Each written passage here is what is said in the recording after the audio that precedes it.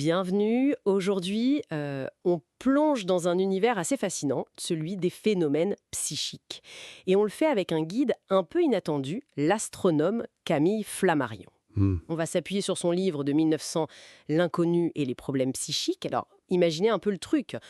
Savoir à des centaines de kilomètres qu'un proche vient de mourir. Oui, Flammarion, lui, voulait comprendre si c'était juste une coïncidence ou autre chose. c'est ça. Il met bien en lumière cette tension, hein. D'un côté, nos désirs, nos espoirs de justice, de conscience, d'une vie après la mort, Mhm.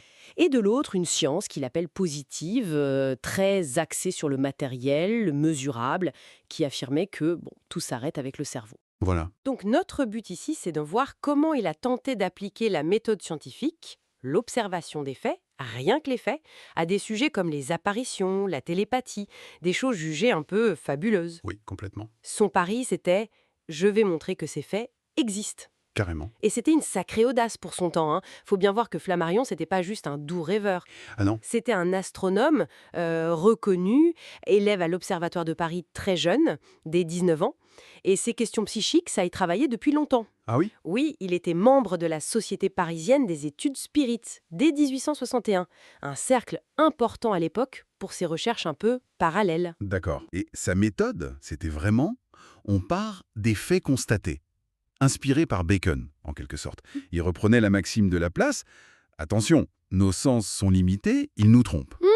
Donc, on ne nie rien a priori, mais on examine tout de manière hyper scrupuleuse. Et il savait très bien, Flammarion, qu'il allait se heurter à un mur de scepticisme, voire d'hostilité dans le monde scientifique. Ah, ça c'est sûr. D'ailleurs, il donne des exemples assez croustillants de cette résistance au neuf. Bon, il y a le mouvement de la Terre jugé ridicule, ça c'est classique. Oui. Mais plus proche de nous, il raconte cette anecdote à l'Académie des sciences lors de la présentation du phonographe d'Edison. Ah oui? Un académicien qui aurait sauté sur le présentateur en criant « Misérable, on va pas se laisser avoir par un ventriloque incroyable !» C'est fou, hein? Et Lavoisier aussi. Oui, Lavoisier, ça, le père de la chimie moderne, qui signe un rapport niant l'existence des météorites. Les pierres tombées du ciel, ça n'existait pas pour l'Académie. Fallait oser. Ça montre bien le cœur de son argument sur les limites de nos sens, en fait. Exactement. Flammarion insiste beaucoup là-dessus. La lumière, la couleur, le son, la chaleur, tout ça, ce n'est pas la réalité en soi. Ce sont des vibrations interprétées par notre cerveau. Mhm. Et notre œil, par exemple, il ne voit qu'une toute petite partie du spectre électromagnétique. Tout le reste, infrarouge, ultraviolet, rayons X, ondes radio, ça nous échappe complètement. C'est vrai. Il y a cette analogie de William Crookes qu'il reprend. Imaginez un clavier immense de vibrations.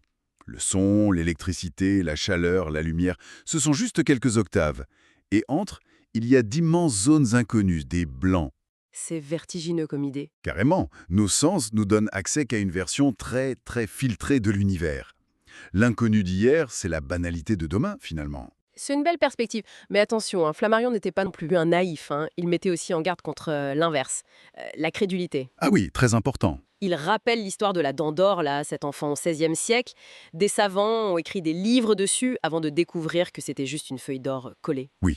Ou l'affaire Vrin-Lucas, ce faussaire qui a vendu des faux autographes de Cléopâtre à un grand mathématicien. Michel Chasles, oui. Incroyable. Donc la rigueur critique, c'est essentiel. C'est pour ça que sa devise, c'était « je cherche ». Ni nier, ni croire aveuglement. D'accord.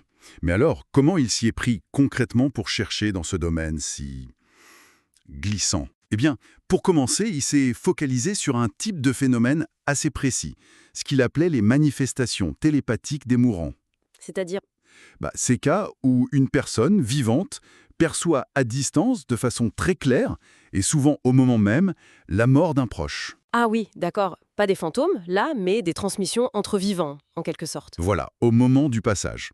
Peut-être parce que c'était lié à un événement objectif, la mort, donc plus facile à vérifier, potentiellement. Logique. Il a lancé un immense appel à témoignages. Il en a reçu des milliers, et là, travail de fourmi. Classer, analyser, chercher des points communs, écarter les cas douteux. Il fallait une patience. Oui, l'idée, c'était vraiment d'accumuler une nasse de faits concordants, bien documentés, pour essayer d'établir une certitude, malgré les moqueries et le scepticisme, bien sûr.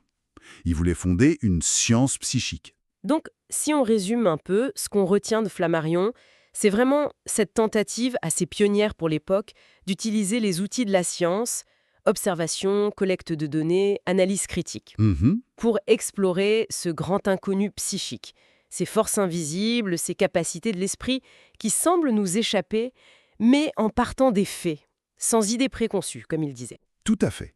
Nous devons aborder tout sujet d'étude sans aucune idée préconçue. C'était sa ligne. Une approche rigoureuse. Exactement. Et ça soulève une question qui est toujours d'actualité, je trouve. Si nos sens sont si limités, comme la physique moderne le confirme d'ailleurs, Oui, et si l'histoire des sciences nous montre que ce qui semblait impossible hier, le téléphone, les rayons X, que sais-je, est devenu banal aujourd'hui. Alors, quelle réalité sur l'esprit, la conscience, leurs interactions possibles, à distance ou avec la matière? Quelle réalité pourrait encore se cacher dans cet océan sans bornes de l'inconnu, comme disait Flammarion, qui entoure notre petite île de savoir? c'est une question vertigineuse. Oui. Et que découvrirait-on si on menait encore aujourd'hui une investigation vraiment ouverte, mais toujours rigoureuse, sur ces phénomènes dits psychiques? La question reste ouverte.